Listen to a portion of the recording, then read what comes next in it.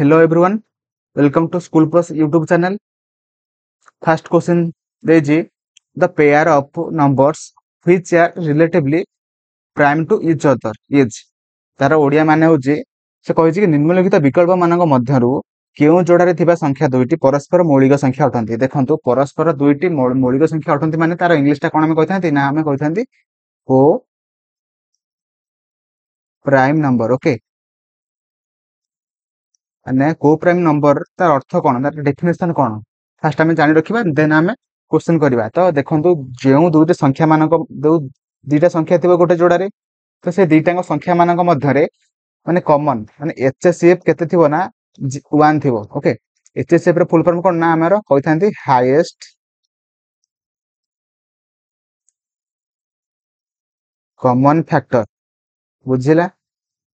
बुझिला तो जो दुईटी संख्या मानक मध्य हाईएस्ट कॉमन फैक्टर केवल 1 रहिबो ओके 1 रहिबो सही संख्या दुईटी को आमे कहिथांती कोन आमे कहिथांती को प्राइम नंबर बुझिला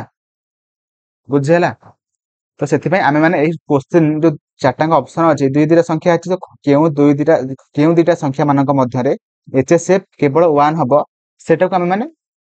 बाहर करवा ओके चेक करवा तो कौन हम मत कहतु फास्ट देखो ऑप्शन देछि 68 एंड 85 तो ये दुईटा संख्या मानक मध्य एचएसएफ 1 हम कि देखो चेक करंतु आपण माने देखंतु 68 हो जाउची हमर 17 इंटू 4 जोटा कि 68 हम ओके देन आसुची 17 तापर आसुची 85 85 हमर केते हबो ना 17 इंटू 5 जोटा कि हमर 85 हो जाउची देखंतु हमर कॉमन ओटे 17 रहि जाउची तो आमे माने यदि कॉमन खाली 1 रहि थांदा तो आमे माने ऑप्शन एटा को ठीक करथांदे किंतु देखंतु 17 गोटे कॉमन रहि जाउची सेति पई ऑप्शन एटा हबो नाही बुझियला देन आमे बाहर करिवा 65 एंड 91 देखंतु 65 एंड 91 रे कोन हबो ना 13 पंचा 65 एंड 13 सत्ता 91 बुझियला 13 सत्ता 91 देखंतु कॉमन फैक्टर आमे केवल बाहर करथांदे 1 हेतांदा किंतु एटी 13 मध्ये रहि जाउची तो सेति पई ऑप्शन बी भी हे जो wrong answer okay option B मध्ये हबो नाही देन आमे बाहर करबा 102 एंड 153 बुझियला तो 102 जोटा कि आमर होता 51 दुले 51 इंटू 2 जोटा कि 102 हम 153 हम के 51 इंटू 3 जोटा कि 153 हम से ऑप्शन डी भी हो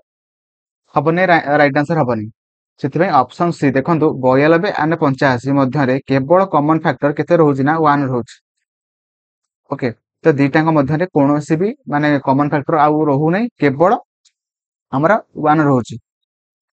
केवल 92 एंड 85 मध्य केवल कॉमन फैक्टर 1 रोज से आमर करेक्ट आंसर हो option C will be right answer 92 and 85 जोटा कि तो से गोटे गोटे को प्राइम नंबर हम कारण से दुईटा संख्या मध्य केवल कॉमन फैक्टर केवल 1 हम से option C will be right answer बुझेला तो नेक्स्ट क्वेश्चन को जीवा आ गोटे क्वेश्चन करदवा कहि find the number sorry find the sum of first and second prime numbers okay तो फर्स्ट प्राइम नंबर हमने क्या कहते फर्स्ट प्राइम नंबर आम मैंने क्या कहते मत कहते परीक्षा पचार दब ओके तो फर्स्ट प्राइम नंबर आम मैंने क्या कहते ना आम कहते 2 ओके 1 हम ना ओके तापर कह second prime number okay second prime number आम मैंने क्या कहते कहतु जो मैंने जानते 3 कहते ओके तो दुईटाकर मिश्रण फल कही मैंने आम मिसेवा केते हम मिसई सारापर तो से ऑप्शन दुईटा मिसेदे आम आंसर हो 5 से ऑप्शन ए हो राइट आंसर जदि आप फर्स्ट प्राइम नंबर को 1 धरिकी करेंगे बुझे कि नहीं यदि 1 धरिकी करेंगे सेकेंड प्राइम नंबर 2 धरवे तो ये देखो 1 + 2 जो 3 हम 3 ये राइट आंसर करेंगे ना ओके 3 ये राइट आंसर हम ना से